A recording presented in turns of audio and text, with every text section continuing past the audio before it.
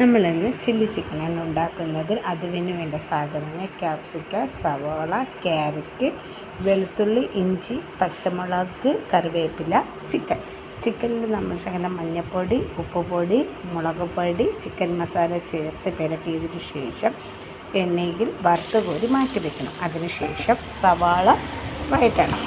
സവാള വരുമ്പോൾ അതിൽ ഒരു നുള്ളു ഉപ്പുപൊടി ചേർക്കണം. ഉപ്പുപൊടി ചേർത്ത് കഴിഞ്ഞ് ഒരു ബ്രൗൺ കളറായി വരണം. അതുപോലെ നമ്മൾ നന്നായിട്ട് വഴറ്റി ബ്രൗൺ കളറായി വരുമ്പോൾ നമ്മൾ ക്യാപ്സിക്കം ചേർത്ത് കൊടുക്കണം. ക്യാപ്സിക്കം ചേർത്ത് കൊടുത്ത് അത് നന്നായിട്ട് ഇളക്കി വരുമ്പോൾ നന്നായിട്ട് ഇളക്കി ബ്രൗൺ കളറായി വരുമ്പോൾ ഇഞ്ചി, പച്ചമുളക്, വെളുത്തുള്ളി, കറിവേപ്പില, നമ്മുടെ ക്യാരറ്റ് എന്നിവ ചേർത്ത് നന്നായിട്ട് വഴറ്റിയതിന് ശേഷം ചൂടുവെള്ളം ഒഴിച്ചു കൊടുക്കണം.